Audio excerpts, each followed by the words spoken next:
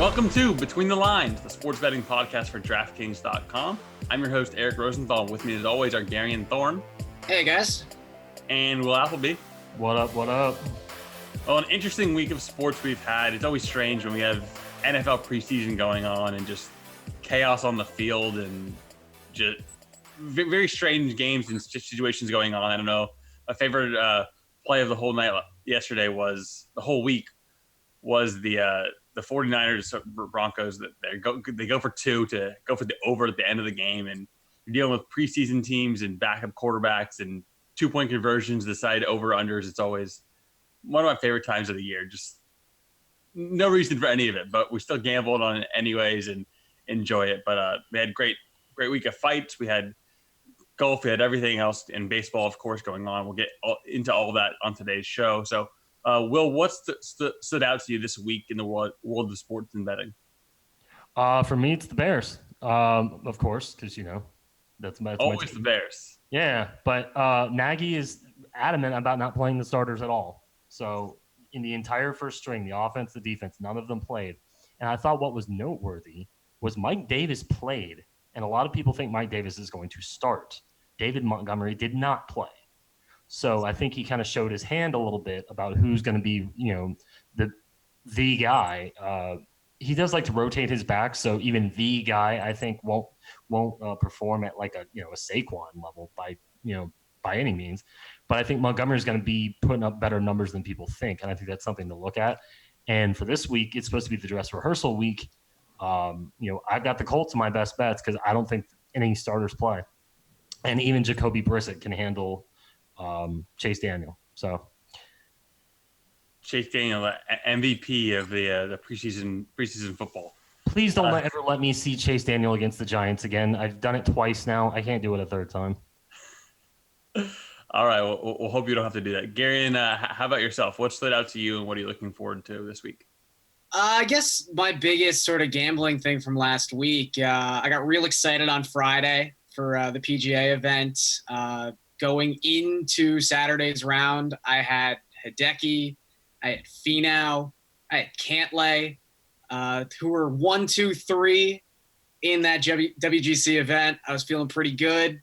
And this is kind of like one of those horror stories. And, golf's its own animal, but I think one thing that I always really kind of think about, and again, in retrospect, I wish I had pounced, is when you have a situation like that where you do have a full card of golfers near the top of a leaderboard heading into the weekend, really take a look at that leaderboard, the rest of it, and see if there's a name that maybe scares you the most, and maybe sprinkle a little bit on that name. Because I remember looking down the leaderboard and saying, man, Justin Thomas is the only guy who's going to beat me this weekend. And guess what? Justin Thomas beat me this weekend. So there's something to learn from every single defeat. But I'm not going to lie, having the second, third, and fourth placed golfers for a tournament does sting a little bit. So I'm still licking my wounds on that one. That's brutal, Garion. And Cantlay, I liked a lot too. I think it made a lot of sense. And he finished in second, right? I didn't get the end of it. I know he lost by multiple strokes. So well, Hideki set the course record on Friday. Justin Thomas broke his course record on Saturday. And then Hideki tied his own course record from Sunday and somehow lost, because that's really the Hideki Matsuyama experience. So full weekend of golf action. Gotta love it. Yeah, you finish in the minus 20s and you don't win, and your golfer doesn't win. That's brutal. That's some brutal bad luck right there. I want to get into the baseball from just today's games and what are some of our favorite strategies in betting are before we get into the more lengthy stuff. Like NFL season is coming right up, and the dress rehearsal games are here. Will's Bears are apparently not going to play any starters. Garion's mentioned many times how the Cardinals are not going to show their hand on their offense this preseason. But Vikings are massive favorites against them this week. Yeah, exactly. Yeah, there's some notable lines. I think that's kind of telling. Like for a preseason game, like they're huge favorites. So I think what you just said right there makes a lot of sense, because I think they expect the Viking starters to play and the Cardinals to basically do nothing. I wonder if we can talk about some of those odds and ways to exploit those odds in a minute. But baseball today, what do you like, Garion, on the diamond? There's a couple strikeout props I'm looking at attacking. One is Gio Gonzalez. The number doesn't have a lot of juice on it. It's to go over 3.5 strikeouts tonight. It's minus 167. And look, Gio Gonzalez is not exactly going to fool anybody as a huge strikeout pitcher. But St. Louis has had their issues with strikeouts in August. They're striking out 25.3% of the time. It's the 5th highest mark in all of baseball within that span. And Gio's gone over this number in 3 of his last 4 starts. And, every year it seems like Gio Gonzalez signs late. This season, he didn't even really find an actual major league home until about mid-May. But he keeps outperforming the advanced metrics. There's just something about Gio Gonzalez where he's going to be a replacement level major league pitcher at the bare minimum. So I think he works deep enough into this game to probably get over that number. Again, it's not a huge bet in terms of odds, but I think it's justifiable considering the metrics that kind of stand up behind that. And another one I'm looking at is Domingo Germán of the New York Yankees. Really sort of under the radar, one of the better strikeout pitchers we've had in baseball this season, at least someone who could develop into one of the top guys. If you look at some of the traits he's shown this season, the 102 pitchers who have thrown at least 100 innings so far this season, he's actually got the 3rd highest chase rate in all of baseball at 37%. That slider he throws is disgusting and it's deadly. And the only 2 pitchers with a higher chase rate in that grouping are Blake Snell and Jacob deGrom. So he's in some really, really elite territory when it comes to that. And also Oakland, the 3rd highest strikeout rate in baseball across the last 2 weeks, up over 26%. So Germán's number is only 5.5 strikeouts tonight. I like the over on that one as well. And then I tried this last week. I didn't learn my lesson. You guys had bet the Blue Jays each of the last 2 shows and won. I tried to go against my Blue Jays and lost. You'd think I'd maybe be burned a little bit, but tonight is one of those matchups that really is just a monstrous mismatch. We've already talked about how much we like betting the Dodgers at home. They almost never seem to lose. They are minus 310 to beat the Blue Jays tonight on the money line. That's because Clayton Kershaw is going up against Sean Reed-Foley. Look, I'm not dumb enough to bet minus 310, even though the Dodgers, the last 20 times they've been favored at minus 200 or better at home, they've won 16 of those 20 games. It's not enticing enough at minus 310. I understand that, but you can get Clayton Kershaw to record a win at minus 143. He's won his last 4 starts. He's also pitched incredibly at home since the start of June. His ERA is 1.37 in that 3-month span. He's been untouchable at Dodger Stadium. Then you got Sean Reed-Foley, who's been bad in general, but specifically he's struggled with left-handed bats, which the Dodgers are going to have 5, 6, 7 of those in the lineup tonight. So I think if you want to attack that game, and I think if you're sane, you probably want to, the best value you're going to find is Clayton Kershaw getting the win. And I don't think there's any question he pitches deep into this ballgame. So that's another one I'm looking at. Kershaw's strikeout prop is pretty good too. I want to talk more about that game. What is this? Over under 7.5. That's a good. I like that over on Kershaw's strikeouts at minus 112. Minus 112 over under of 7.5 strikeouts for Clayton Kershaw. He had 10 in his last start against Miami. I watched that start and he was just all-time dominant. His fastball's not what it was. The speed's, he's still got his breaking pitches though, and that's really the key here. Exactly. He's been just completely dominant. And other options, minus 1.5 at minus 148 is something you can bet. And Sean Reed-Foley, lefties have just crushed him this year, a 368 WOBA versus 275 for righties. But he's also been just pretty lucky overall. I was looking at his ERA is somehow 3, but his xFIP is 6.18, and that's a better indicator of who he really is as a pitcher. He didn't even have a ERA of 3 in the minor leagues. With the AAA Blue Jay affiliate, he had a 6.26 ERA. So he's magically gone down to 3.0 ERA.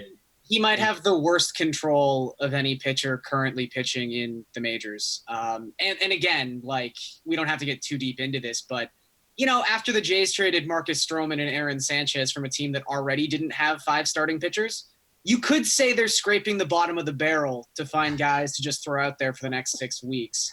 So Gary's yeah, going to be starting in September. I'm looking forward to it.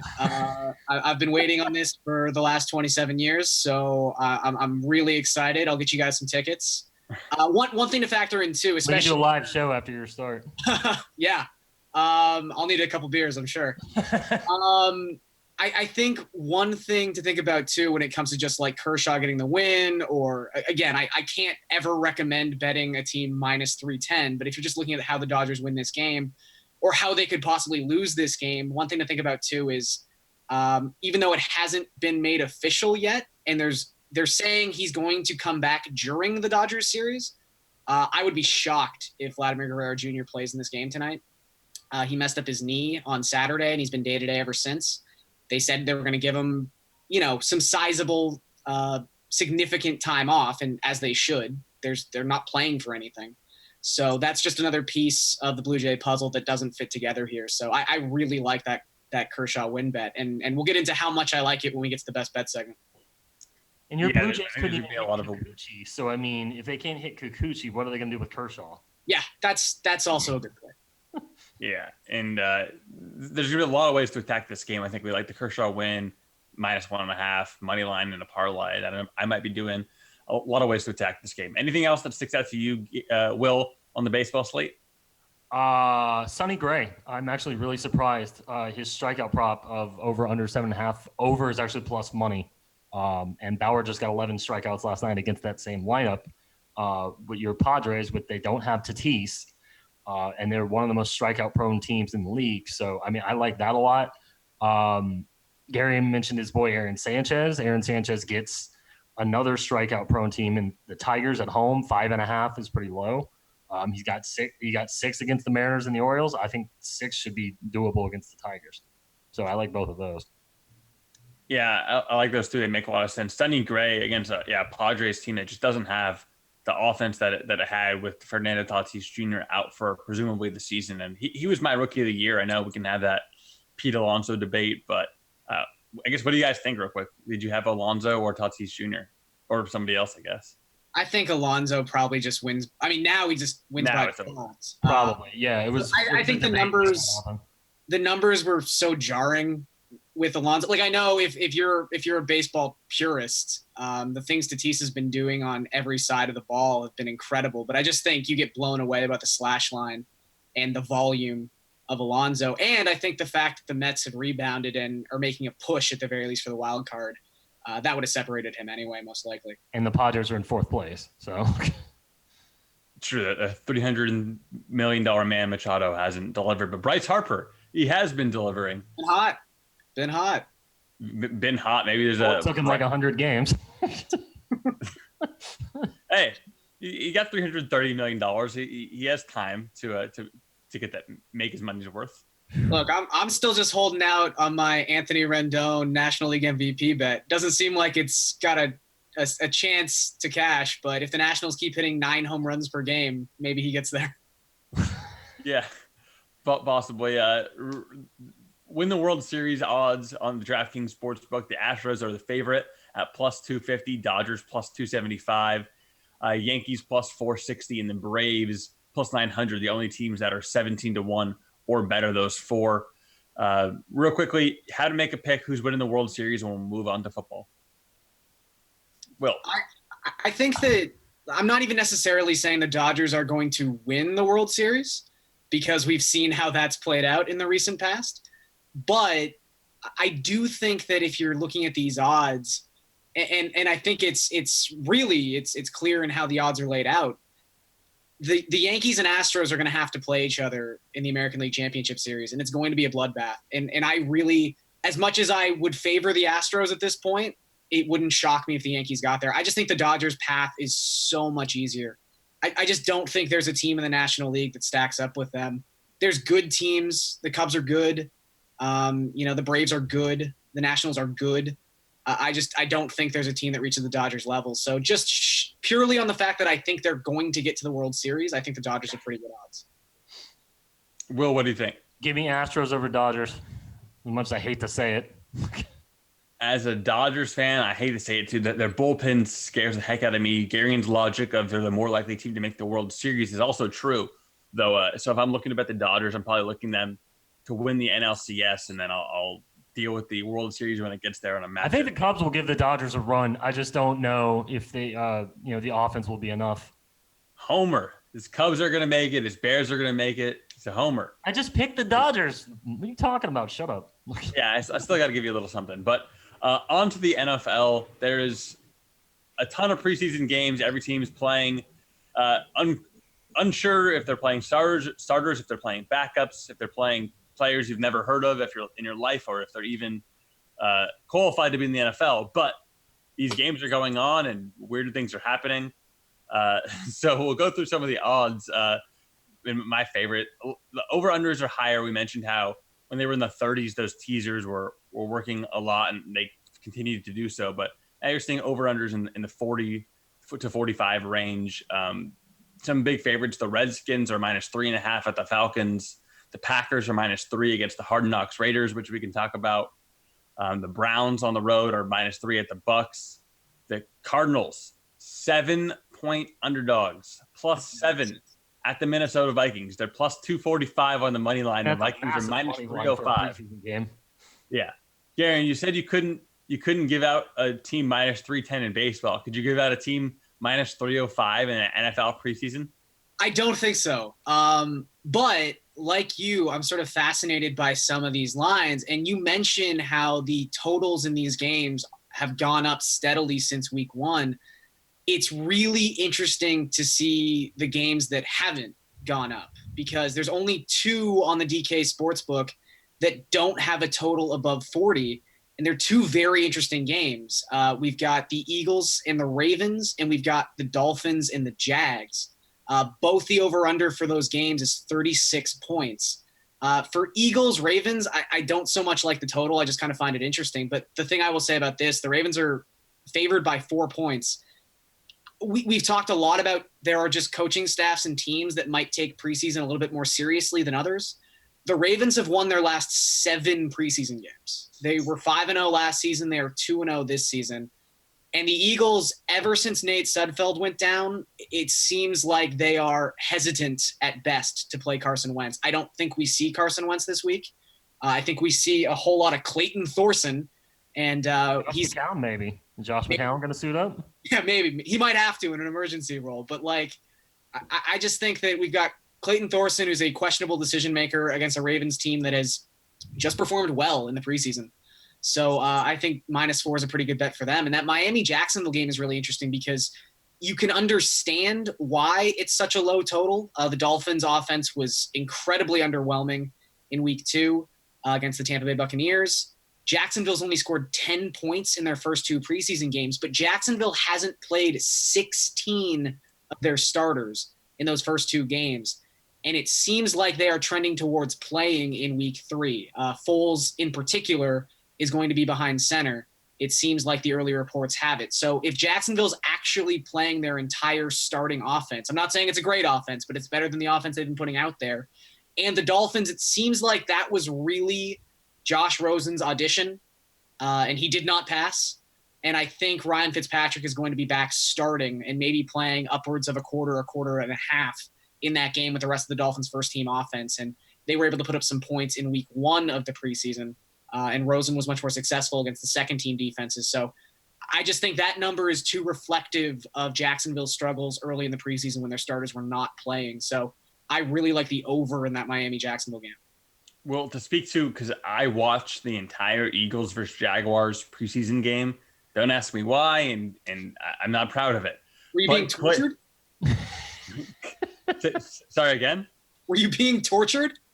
Basically, I think it was torture because I watched Clayton Thorson played that entire game because Kessler got hurt right at the beginning. So I watched Clayton Thorson just be a disaster. He won. The Jaguars' Gardner Minshew was even worse. You mentioned that the Jaguars scored 1 touchdown in 2 preseason games. Well, that was Alex Mago. He scored a rushing touchdown on 4th and 4. The great Alex Mago. Yeah. The miracle interception at the 7-yard line. So they had a 7-yard touchdown drive that took 4 plays. He finished 2 for 9 passing for 10 yards, and he had their only touchdown drive. That's better than Jimmy G's numbers for what it's worth.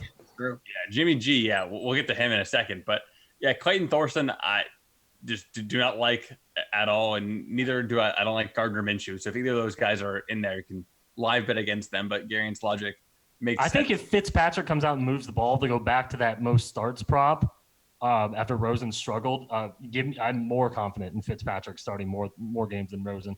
I think they'll give him 8 or 9 or 10 games before they turn, and they'll try to pretend like they're competent, even though we all know they're not. I'm less confident than I was on Josh Rosen starting more than Ryan Fitzpatrick, but I'm still on that team, not because of talent or anything, but it just the way the season's going to shake out and the logic of him Fitzpatrick starting in week 9, week 10, week 11 just isn't there for me. But hey, we'll see, and we'll find out who's right at some point this NFL season. Garion, you're still on my side with Josh Rosen? Yeah, I am. I think the overriding arc of the season and what they want to do. Like I said, Ryan Fitzpatrick will give you a reason in week 5 or week 6 to bench him, and I think that's what they're looking for. If they're, I'm going to give you an example. If the Dolphins are 3-3 in week 6 with Fitzpatrick starting, are they going to bench him? I just don't think that's going to be the case. But like the Dolphins have an exceedingly hard schedule. Their first 6 weeks, there's a decent chance they come out of that 1-5, 0-6. Like, I think with the overall talent of the team in general, plus with the way the schedule sets up, like it's going to be very clear very early on. I don't know what rhymes with Tua, but what are we doing the slogan for tanking for Tua? I guess just tanking for Tua. Alliteration is fun. Yeah, tanking for Tua works fine. Yeah, their schedule shakes out. In the first weeks, they have the Patriots, the Ravens week 1, the Patriots, I think at the Cowboys, and then against the Chargers. I'm not sure that's home or away, but those are just 4 brutal games that I don't even think I'd want to be the starter if I'm Josh Rosen for those 4 weeks. Like, honestly, like I'd rather just take over when you're going to play Washington and Buffalo. Where are the Jets? Bring on the Jets. Fitzpatrick always shocks you, though. You didn't think he was going to do anything with the Bucs. I think they'll score points. I just don't think they're going to win any of these games. I don't think there's going to be a situation where they're not. Because I think you're right. If they were 3-3, there would be a call with just the sort of anything can happen in football mentality that they should keep attempting to win. I just don't think that's all that likely a scenario. But we might not agree on that, but we 100% agree on the Bears this week. Because I saw that exactly like you saw it. The reason David Montgomery impressing so much in week 1, they didn't have to use him week 2.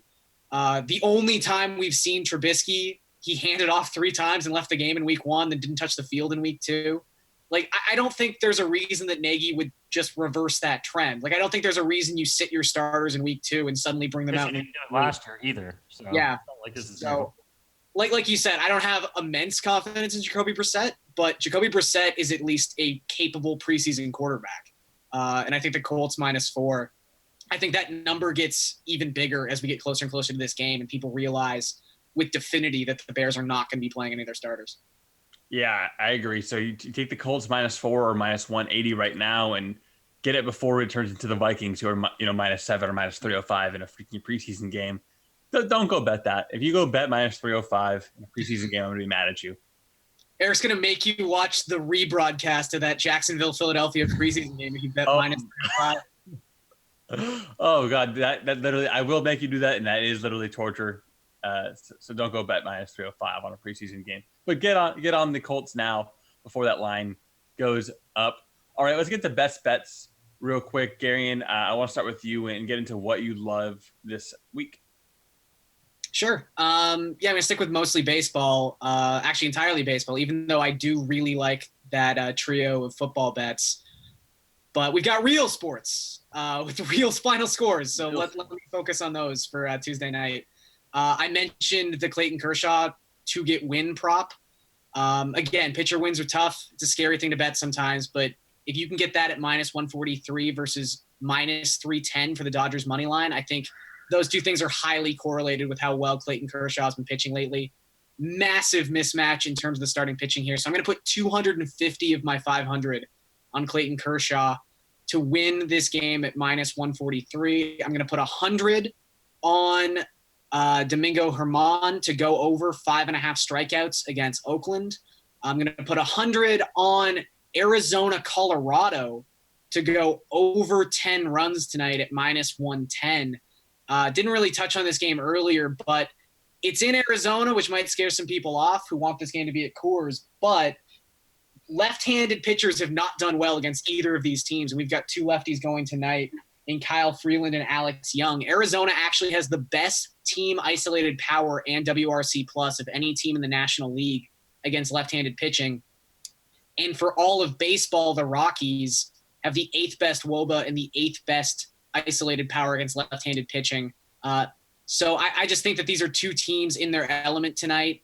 Chase Field is still a relatively decent hitter's park. It's not Coors, but it's still pretty good.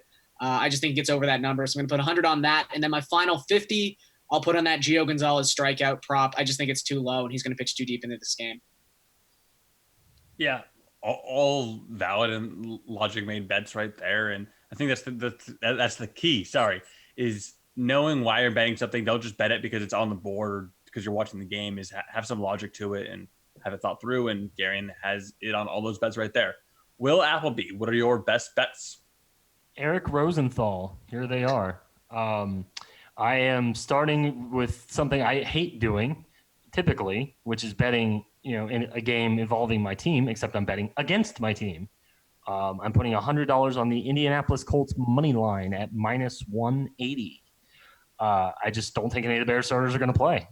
Gary and I have talked about this at length, and Brissett is competent enough, and he's shown he can move the ball. And Chase Daniel has shown he probably shouldn't be a backup. So give me the Colts money line because I just think only thing Nagy cares about is health, and that's basically it.